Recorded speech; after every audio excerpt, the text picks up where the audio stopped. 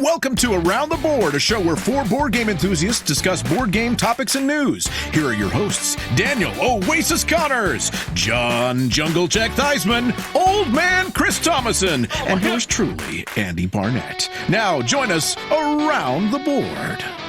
Hey guys, how's it going? Hey, what's going on, fellas? How's it going?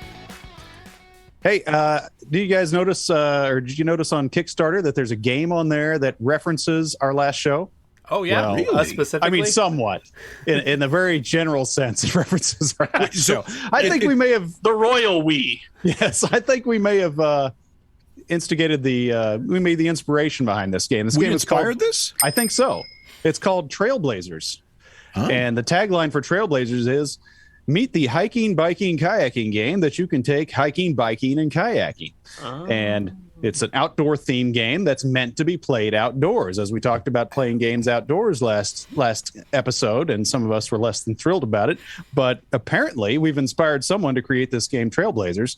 And you can buy it in two different ways. You can buy it normal in a box, like you would get a normal game that you'd have on your shelf, or you can get it in a little hard case that is a smaller version of the game that has a clip on it that can clip onto your backpack, so you can literally take it biking, hiking, and kayaking. And it has wooden pieces and waterproof components, so the whole thing can be outdoors and not be destroyed. It's got little meeples and peoples and animals and campfires and whatnot, and it's probably going to be a great game. What do you think, Daniel? No, do you think that's what? By definition, it can be played outdoors. It's probably not going to be a game you even want to mess with. You're going to play with it because you're like, I guess I can play this game. I guess it's good enough. Hard pass. So, wait, what's the name of the game? Trailblazers. And I thought it was supposed to be played in Portland. Is that what you thought? Oh, I got you there. All right. So wait, Daniel. So let's put a scenario. Say you are middle America white guy. That's a complete nerd. Okay, I'll pretend. And This is a stretch. yeah, This is a exactly. This is stretch. hypothetical. And your family has forced you to go on a camping trip. What do you do?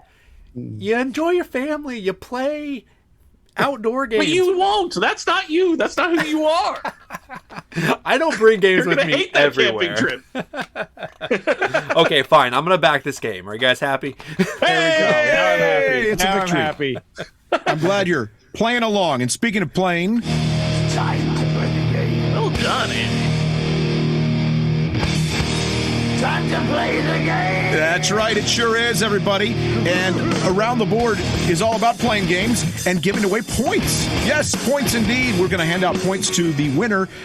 Those points are going to be awarded throughout the show by an unbiased judge. Today, it's once again the man, the myth, the legend, Randy the Mailman, who is doing off-screen duties. We'll have 4 segments today, hosted by each of us, and points will be awarded. Someone will become the champion of nothing and get to pontificate or bloviate about whatever the heck they want to. Let's get started with our first segment. That would be hosted by one Chris Thomason. That's right. And I have the great game debate today. And that said game is Gutenberg. The printing press themed game that per BGG came out in 2021, produced by Portal Games. It's a 1 to 4 players. So for your solo gamers out there, hey, there's something to keep an eye on.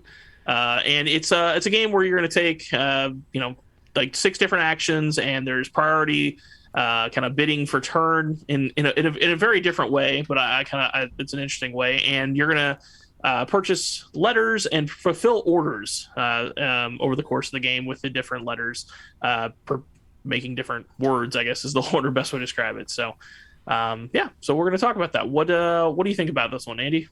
Well, I did have a chance to play it. I just played it one time with 3 players. I thought that, first of all, at 3 players, it seemed to be kind of open. You could kind of do whatever you wanted. I've heard that at 4 players, it might be a little bit better game, a little tighter. It did have some interesting mechanics. It had an interesting auction and bid mechanic to it. But in the end, I'm not seen it as this hotness that everyone has seen it. I don't know that I'm dying to play it again.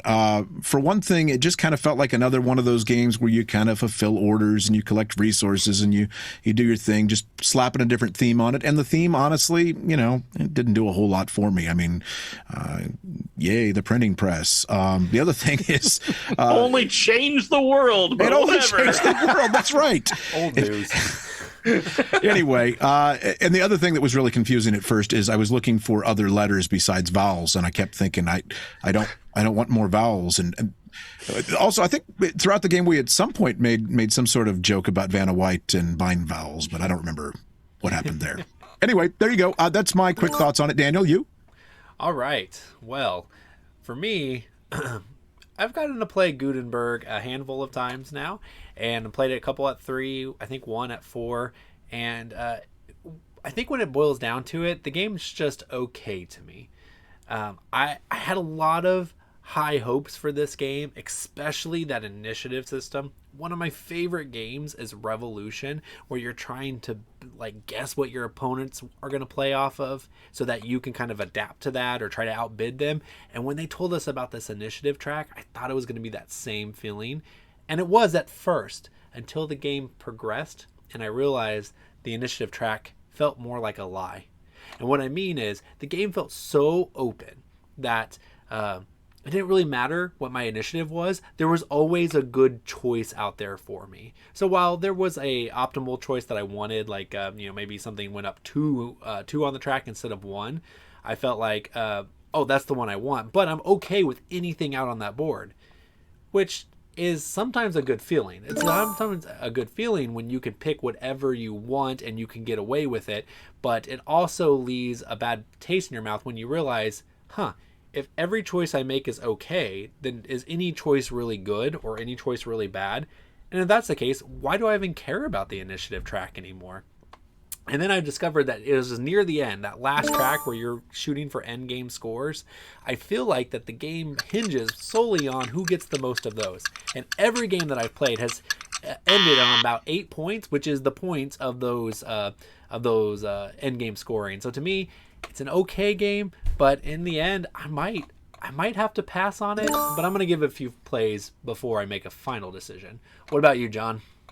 Well, I'm kind of like Daniel. I'm going to need to play it more to have a complete and utter decision on it, but I don't know. It's one of those games that's kind of like Conundrum, because it is. There's a lot in it that you're like, I should like this game. I mean, I love building. You have your little gears that you build together, and you can have up to 3 gears in the middle, and then you can replace those gears, and they twist and turn, and they give you different options each round. And there's ways to manipulate that, and you can use the initiative to manipulate that or to get new gears. And I didn't really feel like the initiative was as useless as Daniel does. I do think there were some things, particularly like when you're trying to get certain colors of ink, and there's only like one spot that has the color of ink that you need. And you're like, well, who else needs it? It's kind of a tough decision there. Who else needs that? Does anyone else need that color ink? Do I need to put all my initiative on that? Because I got to get that. I want to get this order done. I want the maximum points for it. So I don't know. I think the initiative does have a lot to do with the game. I know I agonized over it quite a bit, but it also has to do with what kind of powers you have, what kind of gears you have, because some of them make some of those decisions not as valid. It's like, well, on that particular choice, it doesn't matter which one I get, but on this one it does, because I have no power. I have no agency on what happens with those. So with that, I think there was a lot of options with the initiative, and I think that's a big part of the game. But my time is up, so I guess I'm done. Chris, how about you for your final thoughts, buddy? Hey, so yeah, I mean, this sounds like I'm kind of mailing in, but I kind of agree with most of everything everyone said. I mean, it's funny, the real defining thing for me in this game was the thing that I care the least about: art. And I can't tell you how many times. Now, it's not pretty or drawn well. Stuff like that's not. Well, I guess it's kind of drawn well. My problem was the art image for points and the art image for money. You would think would be distinctly different. And yes, the art is different, but it's not different enough that when you first glance at it, multiple times I was like, oh, I'm filling this order and I'm going to get 15 points for it.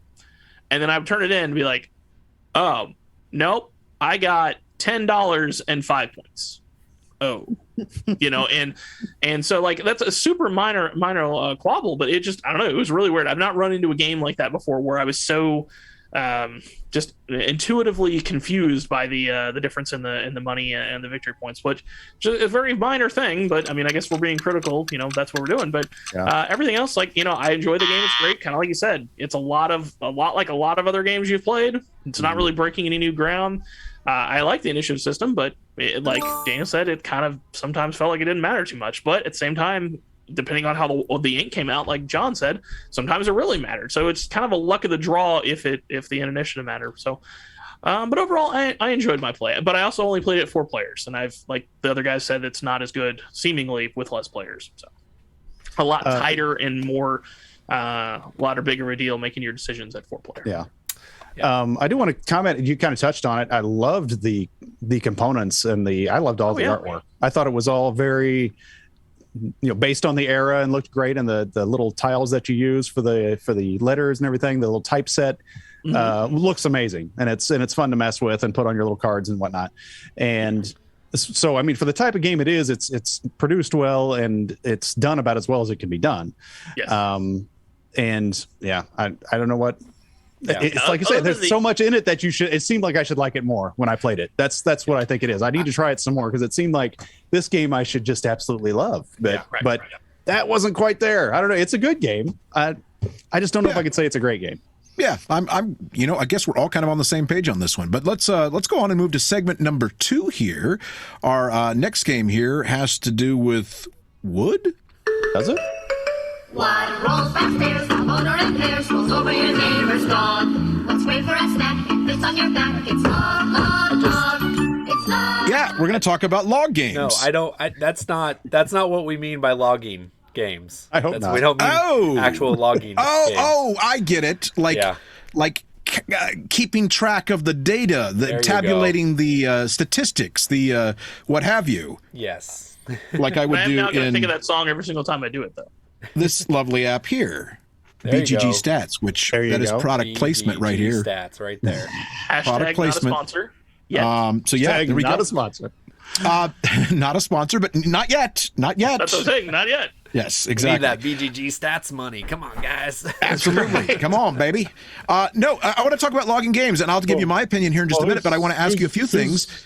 One is, what do you log? Do you log? What do you log? What do you log? And why do you log? That's the only thing we're doing is why do you log? Why do you log? No. We're going to do all 3. What do you log? Not. Why do you log? And what was the other one? Do you log? No, we're doing why. Go ahead. Start us off. No. Okay, so the topic is supposed to be why do we log games? So let me tell you guys why we log games. I log games for several reasons. One of the reasons I log games is so that I always remember who I play games with. So, first of all, a lot of people, when they talk about logging games, they like, I think we have one comment that said, logging games is like smelling your own farts.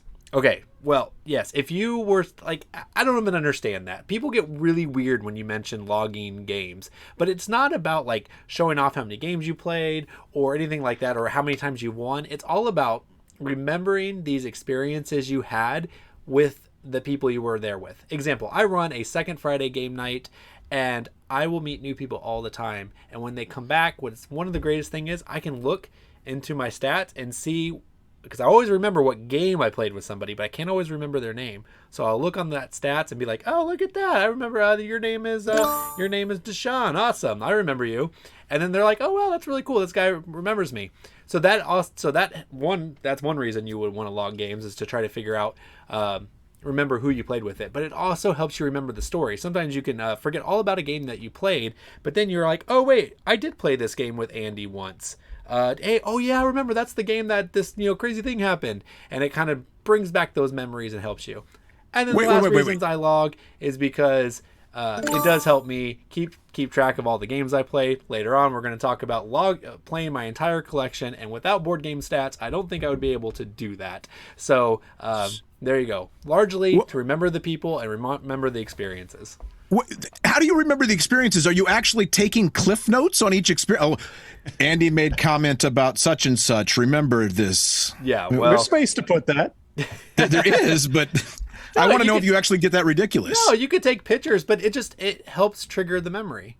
There's how many times have you been in a situation where you truly forgot if you had played a game or not, and then you looked at your board game stats, and then you remembered, and then that game just comes rushing back to you? So no, I don't put in detailed notes, but just that helper. That has never happened to me. You just asked that. Well, yeah, but you barely remember our production meeting, so I'm so sure Daniel, that never quickly, happens to you.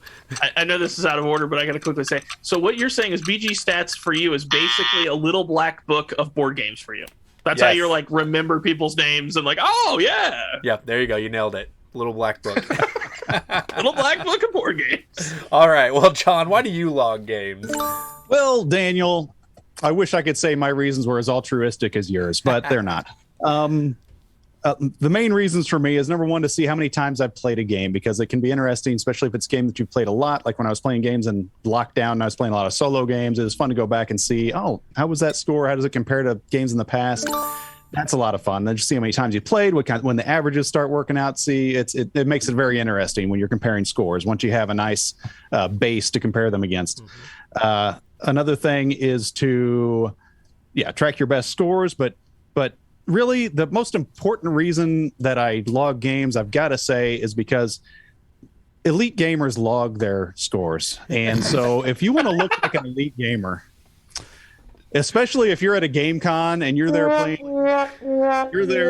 con playing Stranger Things Ego with some kids, if you stop and then log that game, oh well, he's just taking some time out from some real games to play that with these guys. He's an elite gamer because look, he's logging his game. So mostly I got to say that's the reason, to keep up appearances. So and I'm done before my time, and I'm completely honest, so I should get a lot of points, Randy.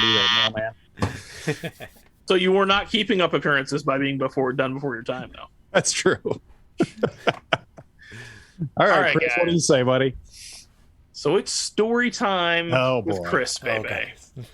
All right. So I did not make that comment about smelling your own farts, but I will 100% tell you that is exactly how I felt about Daniel in logging games for the longest time. I couldn't understand the value of it. I felt like it was a waste of time. Again, you're wasting time instead of just cleaning up and starting another game. You're now messing around on your phone, doing nothing. And I just thought it was worthless. What got me interested, and eventually it was like value added enough for me to give it a go, was the fact you can track how long you've played a game. So if you play the game 5 different times, you're going to have a pretty good average of how long the game takes. And I was like, okay, that's some value added, because all the time people are like, oh yeah, this box says it's 180 minutes, and 6 hours later you're still playing the game. Like that's not helpful. We all know the box number is completely trash. We've all done that. So I was like, okay, cool. This is actually a functional way of doing it. So I got the app. Have I done the timing thing? Not at all. I just totally forget to do it. I tried to do it for the longest time, eventually gave up, and actually now use the logging thing. I gotta admit, I've embraced it. I kind of find it fun and interesting to see how many games I've played, what days of the week I play on most of the time. Like the amount of data that it does for your board games is pretty amazing. So again, hashtag not a sponsor yet, but I gotta say it's pretty cool. So but yes, I was the old man saying you were smelling your own farts there for the longest time, Daniel, but you've changed me. So well, I'm glad to know that I have changed your ways, Chris, and shown you the glory of recording your own stats. It would have been a lot better if I could have had it on my transistor radio than my phone, but that'd be cool. I mean, I can scribble it on the back of your phone if you want me to. I like it. So far, we've had Daniel tell us that he logs games because he can't remember who people are. We've had John tell us he logs games. Why did you say it again? So because you want to look cool. To prove I'm an elite you want to gamer. look cool. Yeah. You're trying to be young and hip and groovy and all that stuff. There you go. Which, hey, more power to you. And then Chris logs games because he wants to know how long they last, but he doesn't actually log that part of it. That is true. Okay. I haven't done it once. Just want to clarify what I'm up against here. I have an amazing reason for logging plays, and that is I'm ADHD, and I want to know that I've accomplished something. So anytime that I think back and I'm depressed about my day or my week or my month or my year, I can go, no. Look, I have done something with my life. I have accomplished much, and I suddenly feel happier and more worthy of the company of myself and others. And so there you have it. That's why I log games. I didn't tell you, though, the other things. Do you log games? Yes, I do. I didn't answer these. You guys didn't answer these other questions. Because that's not part of the assignment. What, there's actual show notes? Yes. All I see is the stuff over here on the side. It says logging plays, so I just interpreted that however I could. Anyway, okay, there you go. I'm done. Yeah, I log plays. This comment was from Tyler Powell. Click. Sorry. Who was that? What was that? Speaking of logging plays, do we have a comment about logging plays? Well, hold on. Yeah, so we'll come back to this in just a second. Our mailman just messed up a little bit, so we have a new helper to the show. His name is Hansa, and his job is to look through the comment sections on our Facebook page, on our news feeds, on our YouTube channels, and find any interesting comments. So Hansa, why don't you, what did you find? This comment was from Tyler Powell. Click Clack Lumberjack is the best logging game out there. Change my mind.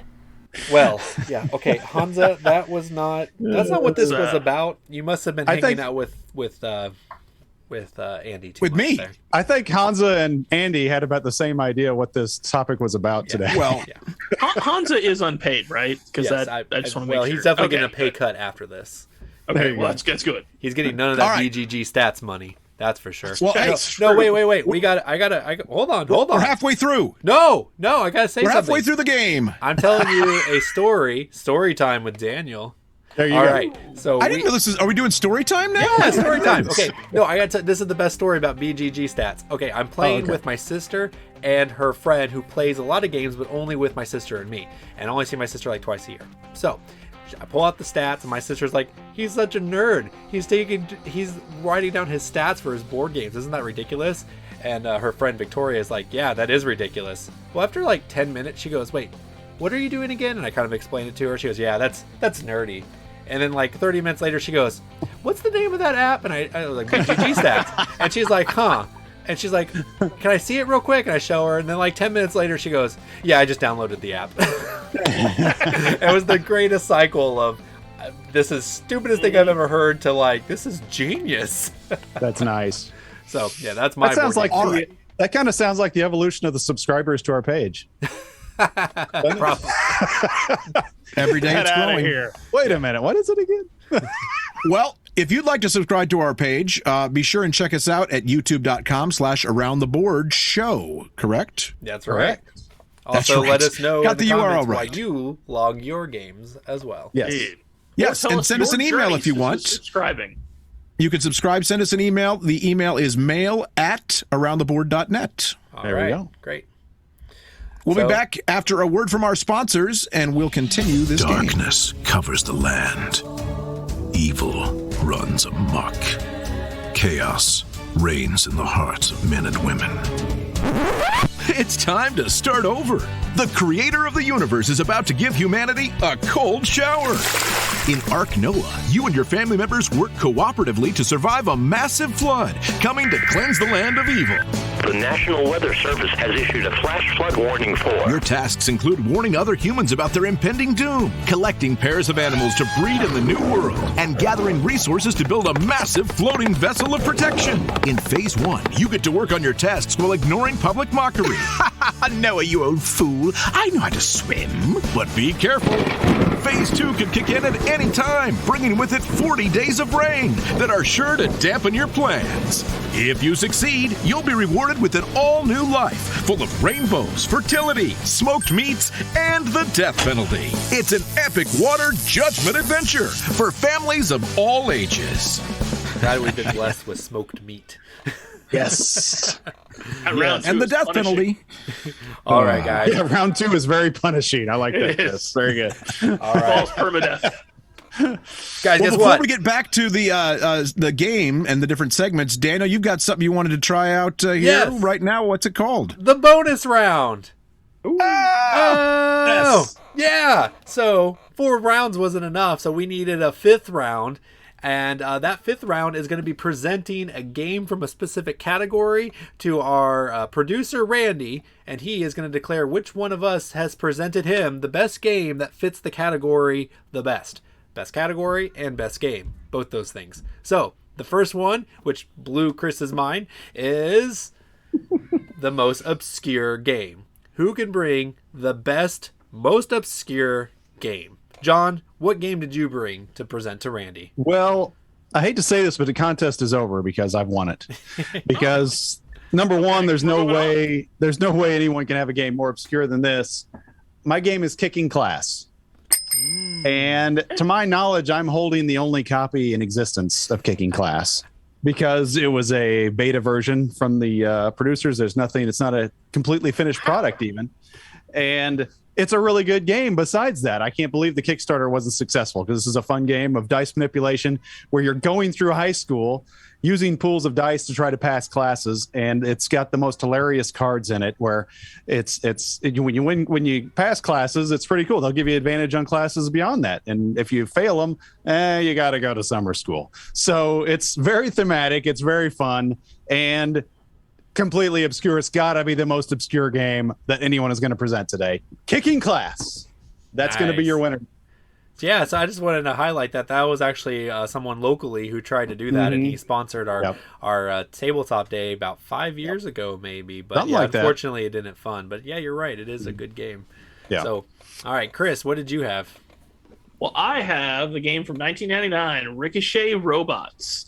Like Daniel said, the obscure thing was hard for me to understand, but I finally got there, and so that's the one I'm going with this one. So, what I really like with this game is the same thing that Cartographers has kind of made me feel about roll and write games. Is that if it's roll and write, it should be infinite number of people. Like I'm sorry, roll and writes should not be a certain number of people. I don't care the awesomeness of design of the fact that infinite number of people can play. It just needs to be that way. So, and that's what this game does, because the cool thing about it is the board is modular. There's 4 tiles that are kind of put together, and they're double-sided. And there's these little pawns that are put out on the board, and then a token is flipped over, and there's spots all over the board that match the different tokens. And when a token's flipped over, it tells you, which pawn needs to get to that token. And you look at the board and try to decide in the fewest number of moves how you can get it from point A to point B. And it's pretty simple. But the cool thing is, because that's the game, an infinite number of people can play. A whole 20 people can all be leaned over the same table, trying to figure out how many moves, and whoever comes up with it quickest and the least amount of moves and does it correctly is the winner. So it's just cool, jump in, jump out. It's a great game with a whole bunch of people. Play for 5 minutes, play for 5 hours. Fantastic. Cool. Ricochet Robots. Chris, I'm not sure how obscure that is. I'm pretty sure my kids had a Ricochet Robots lunchbox when they were in elementary school. Well, I don't know what to tell you, I guess. That's pretty Maybe awesome. Maybe it was Transformers. Maybe I'm thinking of Transformers. That's right. Yeah, it's it doesn't have Rhinox in it, unfortunately. Oh, okay. Maybe I'm mistaken. Yeah, not all robots are the same. Note. Yes. Oh wow. Well, now we're talking about that. But anyways. So the game I got that was obscure actually just kind of fell into my lap. It was perfect because I just got this game like a week ago. We have one of the things we do is we kind of help out with students that come from other countries and go to school at the University of Kansas. And so there's an international student that stayed with us for a few days from Malaysia, and she brought me a board game. It's called The Malaysian Dream. Wow. The Malaysian Dream. Is that like the American Dream? How far will you go to be the perfect Malaysian? It's from MGAG Games. And let me give you a little description of this. It says, The Malaysian Dream is an interactive card game that lets you pay, steal, and sabotage your way to be the perfect Malaysian. You choose your Malaysian personality. You collect as many Malaysian dreams as you can, steal dreams and money from other players, prevent your dreams from being stolen, and you get to keep going until all dream cards run out. The player with the most number of dreams wins. It sounds fantastic. It's for 2 to 6 players, 30 minutes, 13 and up. I can't wait to play The Malaysian Dream. You steal the dreams, baby. That sounds like a game. Yeah, stealing dreams is pretty great. Yeah. Your dreams are crushed. I do like though that you declared an entire game from an entire country as obscure. Because I no don't know one's that heard we of have a whole Malaysia lot of. before. This segment stopped playing well with the Malaysian market. I don't know that we have a lot of Malaysian board gamers. We're huge watching in yet. Malaysia. Yeah. I hope to increase that, and with this segment, I anticipate that we will. We'll Well, have a maybe huge we have number of one. Malaysian. Whoever gave you that game. Yeah, I guess that's a great point. Yeah. All right. Well, I was feeling pretty good about my choice until I saw your two of your three choices. I wonder who he talks about. You guys can figure out who the two are. But mine is going to be Video Game High School. So this game was published by Plaid Hat Games, and as far as I know, I think I've seen one review of it. It didn't even get a big announcement that it was coming out. This game appeared quickly and left quickly, but it's based off of a web series called Video Game High School, and it's where they go to high school just to play games and the best first-person shooters. They get scholarships for that information and all that stuff. So anyways, this is a worker placement game. I actually thought it would replace Lords of Waterdeep for me because it's a very basic, very easy to understand.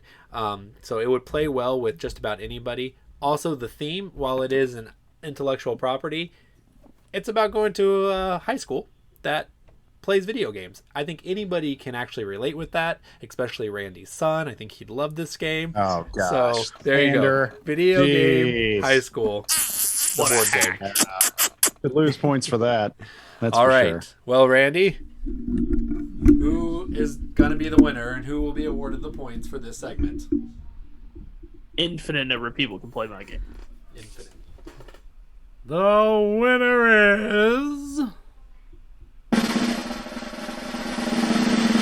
John! Yes! As he should be. Yes, what do I get? Like 10 points for that? You get a Oh, point. yeah, Oh, for real. 1 point? Like, That's I a think I should hard-working win, but if point. I didn't, it should be Andy. Definitely not John. Andy's was like legitimately obscure. Wow. Like, Thank you.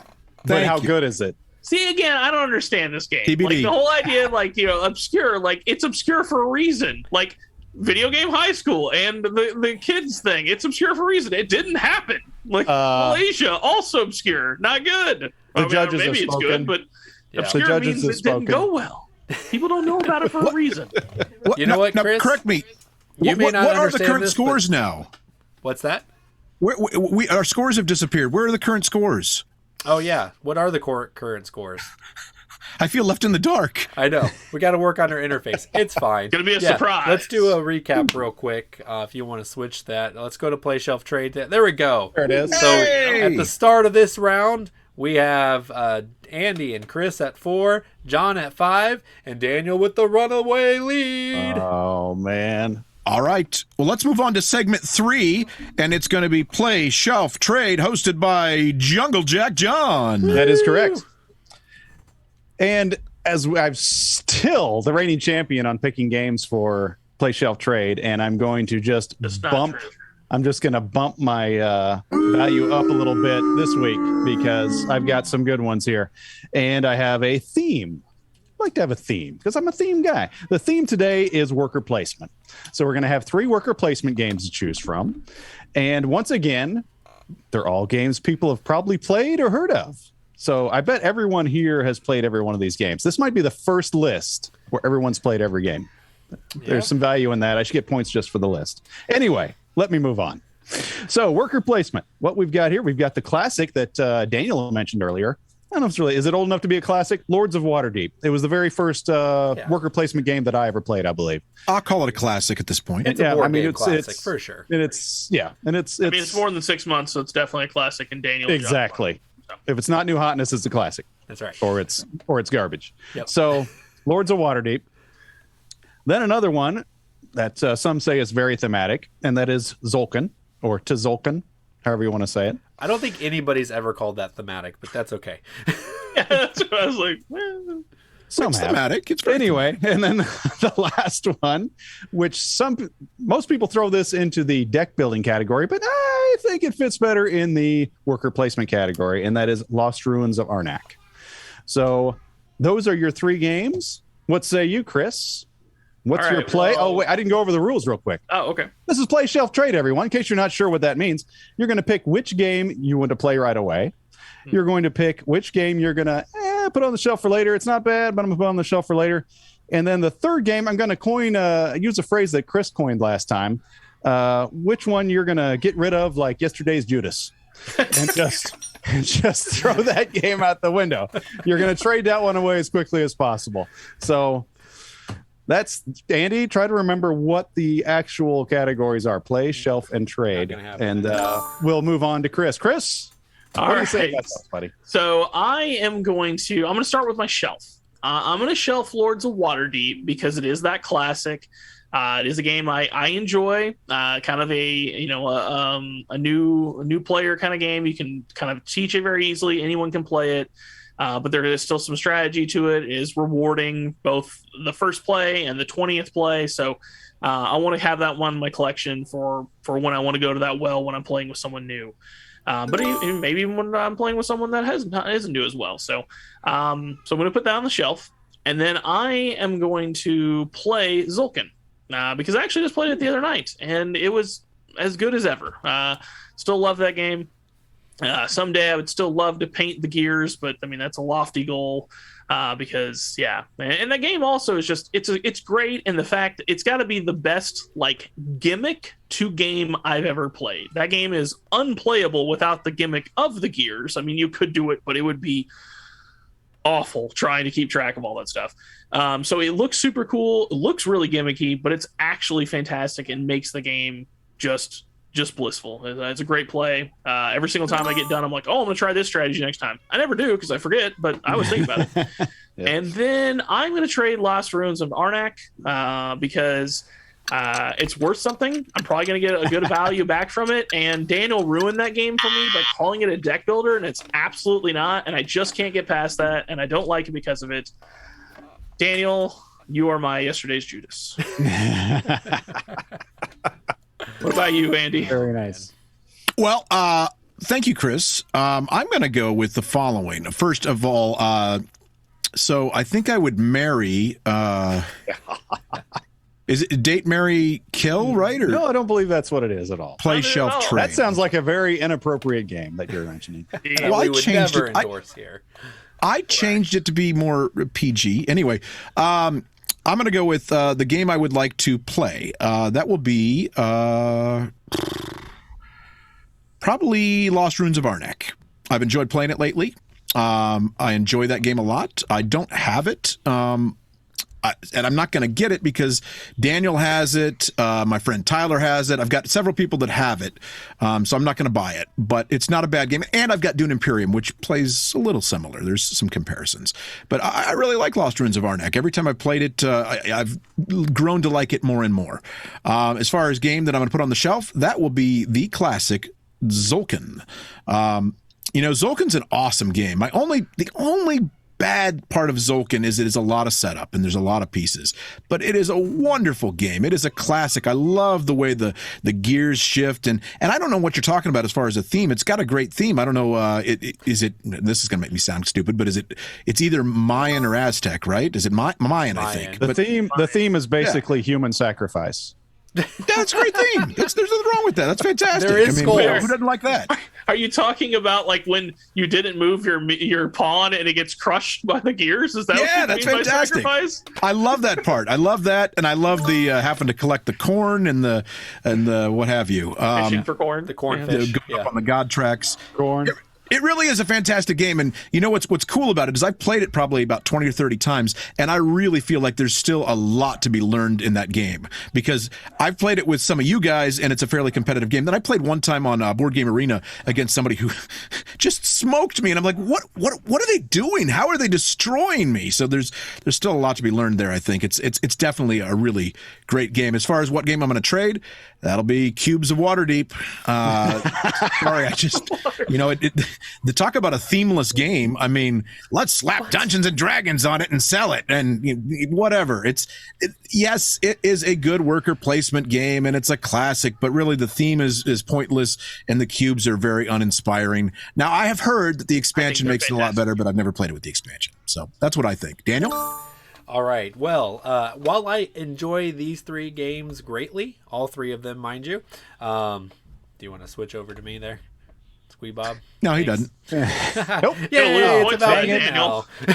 That should cost him a point. You were Exactly. so enthralled hearing me talk Questioning here. the man behind the curtain. How dare you? Vanity much? Vanity? All right. Well, since I like all 3 of these games a lot, so I wouldn't really, in real life, I wouldn't get rid of any of them. But since I have to force to pick one, I'm gonna say I'm gonna get rid of Lord of the Ring or Whoa. Lords of Waterdeep, largely because I have this game. I told you already, it replaces Lords of Waterdeep.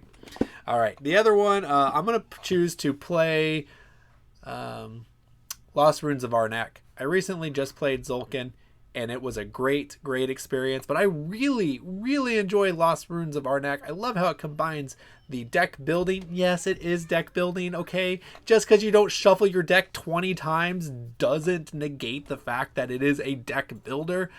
But it does a wonderful job at meshing deck building and worker placement together like no other game ever has. It does it the best. So... yeah, actually, I just want to take a moment to say I am shocked to hear that Andy actually likes this game because I thought he was totally on the outs with it. So I didn't think he was ever going to play with me again. So, and then obviously the one I'm on his shelf is going to be Tzolk'in. Tzolk'in has been in my collection for about 10 years. No, not that long. It's been in there for a very long time, but I only recently played it 2 years ago during the pandemic, and I fell in love with it really quick. I love how those gears move together. And as Chris said, that the game's unplayable without it. While it is playable, if you didn't have the gears, you'd literally be pushing up like 6 things every turn. And that nobody wants to do that. So there you go. Those are my play shelf. John, what about you? Thank you, Daniel. Actually, another interesting thing about this list is I don't own any of these 3 games. So even though I played all of them, I don't own all any. 3. Go figure. But so it just shows you I'm not afraid to step out there with my list, put some stuff out there I don't own. But anyway, on this list, my play is going to surprise you. My play is actually going to be Lords of Waterdeep. I think I'm the only one that's had that one as the play and it's the oldest one on there, and that goes against me. And especially if I could play it like Andy was saying, play it with the expansion, because I've never played it with the expansion. But I'd even just play the base game just because it's been so long since I played it. So Lords of Waterdeep's going to be my play. It might not be the best game on the list, but that's going to be my play. Where did Daniel go? Oh, there he is. My shelf, if Andy's still listeing.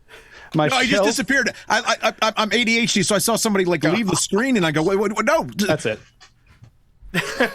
Oh, gee. Now Andy's looking at me again. So my shelf is going to be Lost Ruins of Arnak. It's an amazing game. I would always play it. It's just because I've played it way more recently than I played Lords of Waterdeep. I've enjoyed every play of Lost Ruins of Arnak. I don't know what anyone says when they don't enjoy it. If it's deck building, if it's not deck building, whatever it is, you're gaining cards, you're manipulating your hand. It's close enough to deck building to call it deck building, but it is definitely worker placement, and it's actually pretty thematic for what you do. So I like Lost Ruins of Arnak a lot, but it's going on the shelf for now. And the one I'm trading away is going to be that Tzolk'in game that some people do say it's thematic. The theme is a big gear. That's the theme. Right. And it's just spatial judgment of what's going to happen next. I'm sorry. It's played out. It's not really that interesting to play. And it's not that I'm bad at it. I've won my share of games with Tzolk'in, but I don't get that much enjoyment out of it even when I win it, because it's just, oh yeah, I was able to predict where the gear was going to go, and I had a favorable spot on there, and when I started I had this, and so that let me get this. There we go. I won the game of Tzolk'in. So it just doesn't do it for me. Play, win, lose, draw, whatever. I don't ever really have much fun with Tzolk'in. So Tzolk'in, get out of here. I'm offering you up on the altar and sacrificing you. That was perfect timing on the sound effect, great. By the way. Thank you for that. All right. So that's John, what I got. Everybody agree with me on that one? What was that, Chris? Would you like it better if instead of having like a little wooden peg as your meeple, if it was like a paper doll? Would you feel better about it then? You're getting closer. You're getting He just wants it to be about the Mayan mafia, and then he'd be fine. Highly historical. Maybe if it was about Malaysia, it'd be better. Oh, that's true. So, John, this is definitely Yes. the best 3 games on Play Shelf Trade, but unfortunately, you totally ruined it with your 3 picks because that was just the worst thing I've ever heard. So, How can it be bad if they're all good games? Anything I say should be good. all right, well, is that it for Play Shelf Trade? I think it is. I Let believe us that is know- it for Play Shelf Trade. Yeah, let us know which one you would play, which one you would shelf, and which one you would trade, and tell us why John is horribly wrong. Nope. You can't be wrong. It's an opinion. But you guys were wrong. No, all the your internet opinions are wrong. It's says fine. otherwise. That is incorrect. All right. We have let's- another segment left. All right. Oh, that's the sound of the end of the round. All right, let's move on to this next topic, which is playing your collection. So the reason I even thought about this and thought of this as a topic is I've made a goal for myself this year. I made a board game resolution that really means nothing, and I've had some very interesting responses to it. Some people thought I was just stupid for doing it. Some people thought I was too ambitious. Some people are totally on board. But my goal this year was to play every single game in my collection because all of us as gamers, well, many of us as gamers, have way too many games in our collection. And I am definitely in that boat. I have about 380 games, and I felt like, most of these games, I don't even know why they're on my shelf anymore. So if I'm going to play, if I want to figure out which ones to get rid of, which ones I want to keep, and then also remind myself why I'm keeping some of them, I thought this would be an ambitious goal and wanted to just do this. So this topic is just kind of be discussing how we feel about how do you feel about a goal like this? Do you think it is absurd? Do you think it's completely doable? Do you think it's weird that we even have to have a goal like this? Why do we have so many games? Or whatever other thoughts you have about this idea of playing your board game collection. So John, we'll start with you. And what are your thoughts on this? Well, my thoughts on that, Daniel, is I admire you for the effort. I don't know if you're going to get there, but that's just to take the undertaking with the amount of games that you have. So I have about half the games that you have in your collection. And mostly that's because I do cull my collection quite often. I will trade things off. I will sell things, what have you. If something's been sitting there for a year and a half and hasn't gotten played, even if I think it's a good game, a lot of times it's gone. It's either given away or sold or what have you, because I hate having games that don't get played. So even if it's just something that's like, well, I know I'll pull that out with so-and-so, at Christmas time, then fine, I'll keep it. But if it's been sitting there and it's like, well, that would be a really fun game if I had the right people and the right people never come along, then sorry, it's going away. But yes, I think that's a great idea. But, and I've actually known people, I have a friend that had hundreds of unplayed games in his collection. So not just hundreds of games, but hundreds of unplayed games. So it begs the question, just how many is too much? Because he had a bunch of first editions that were, unfortunately, he had a house fire recently. Ooh. And so not many of them survived, but he did have insurance. So he's rebuilding his collection, but some of them were irreplaceable. But maybe that's just a lesson not to have that many, because then something like that could happen. So us as board gamers, you have to define almost what your hobby is. Am I a board game player or am I a board game collector? Because most of us are a little of each. And when you start going too far one way, maybe you just need to embrace it and say, I'm a collector, man. I've got these cool games. I enjoy getting them. I pour through them when I get them. It sits on the shelf, it gets played or it doesn't. Maybe it's just time to come to terms with that with some people, because that's just the way we are. That's what we live in. People collect stamps. They don't put them on envelopes and mail them. Do they? No. Isn't that what a stamp is for? A game is to be played, but some people just look at them. So maybe you just need to come find a little inner peace and come to terms with who and what you are as a human. Man, that should have got me a lot of points. I like this. All right, Chris, what do you say about that, buddy? Well, I can confirm that Randy nodded at it, but did not give you a point. Yes. So Daniel came to me and kind of told me about this idea, and he was just like, hey, so I want to try to play all my games this year. And I was like, yeah, I'd love to go to space. because it's just as likely. Like, it's just ridiculous. Like, and also not even that. Like, yeah, I would love to play all my games this year as well. That's not what our community does. It's just not a thing. You bring your games. You hope you get a couple of them played. But no, that's not a thing. So also, I would like to make a correction. Earlier, Daniel says, I came up with this idea that I would try to do this. And I know the correct verbiage is I came up with this idea that we would do this. Because when one of your friends decides this insane idea, everyone gets to be part of it because you only get to play their games for an entire year. So while I thought it was absolutely ludicrous at the very beginning, I was just like, you know what, we'll give it a go, because I was like, he's going to burn out come June anyway. And we even kind of joked about the fact that he's going to get to the end of the year and have all these games that he can't play. And so he's going to manipulate the test by just selling a whole bunch of games. So when he also told me that, actually what my real true answer was, no, I would like, instead of going, yeah, I'd love to go to space. But my true answer was, Daniel, I only have so much money. I can only buy so many of your games. So it's ambitious. It's actually been fun. It's cool. Like, honestly, if you have a play group, especially where one of the people like has the majority of all the games and everyone kind of just plays their games, I actually think it's a cool goal. Be like, hey, can we collectively go through this collection this year? So, again, while I've had some fun with Daniel about it, it's actually been kind of fun, and we're kind of still behind the curve, unfortunately. But that's life and everything like that. But it's been fun. It's been interesting. We've played some games we normally wouldn't. So, I mean, all things considered, yeah. I mean, if you got that guy that has all the games in your group and everyone kind of plays others, I think it's actually a great thing. What do you got, Andy? Well, I was desperately trying to find a photograph to put on camera, and I cannot find it, unfortunately. So I'm going to make a request that this is found in post. It will not be added, though, because post is done by Daniel, and he does not like this picture.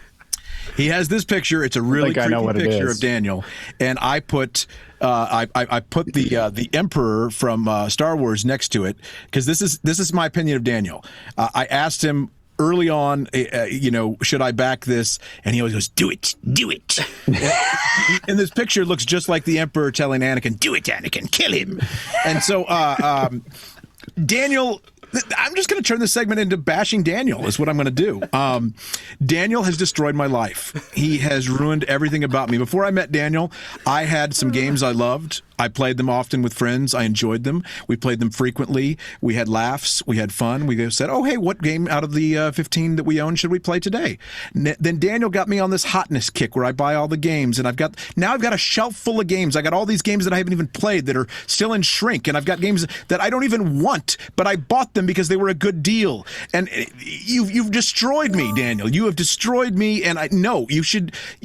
Yes, you should play everything in your collection, but you should not have a collection like us. It is a problem. We are a case study in a form of addiction that is a deadly, destructive disease that is slowly taking over board game society. And I'm here to tell you that I'm ready to go through maybe a 12-step meeting over it. I mean, that's how much I am bothered by my collection and what you've done to me, Daniel. Hey, am I on point? Am I on topic? I don't know, but I don't like all the games I've got. I've got too many because of you, and screw you, man. Yeah.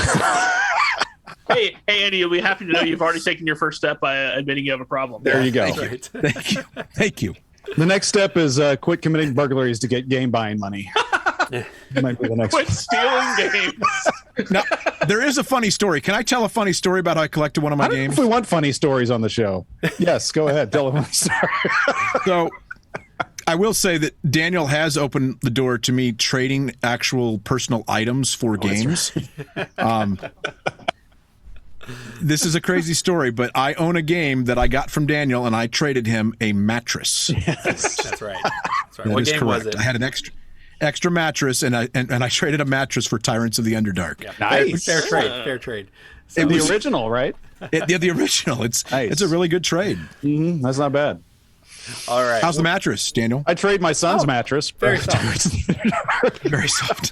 So I do got a back pain right here. I don't know if that's the mattress or not. So maybe I should blame you for my back issues. I don't know. All right. Well, so this lofty goal of playing my collection. Every year, I always hear people, content creators largely, have some kind of New Year resolution that comes with board games. And every year I've tried to do one. I've tried the 10 by 10 challenge. And that failed horribly. I've tried to play don't buy a game until you've played all the games you haven't played yet. That one failed horribly. So I was like, which one can I do that I could actually do? And I'm like, play all my games. I need to play all of my games. And the reason I've decided this is not only just to have some arbitrary goal, it was also to understand why I have these games. So, example, which games? Oh, I have really bad. Here we go. Relic Runners. This is one of the games that I had many years ago when it was brand new, and I played it and I got rid of it. Then I rebought it about 2 years ago because I was like, you know what, that was a good game. I probably should own it. But I don't know if this is a good game or not. I don't remember. My gaming tastes have changed so much since I've repurchased this game, and I really feel like there's a part of me that thinks, maybe I should just get rid of this game. But I want to play it first. But I'll take it. You'll take it. But normally it would take me like a year or 2 years or 3 years to get this game to the table. But if I made a goal and I got my friends on board with me that I would get to play all my games, this game's actually going to get to the table in a reasonable amount of time, and I can finally reduce the amount of games in this absurdly large collection. And I know other people out there have more games than I do, and that's just crazy because the amount I have is crazy. Also, the other reason I like this and why it has been very beneficial is there is always this dance at the beginning of a night that says, oh, what game do we want to play? Well, I brought this one. Well, I brought this one. And then you debate for like 10 minutes, 20 minutes about which game you're going to play.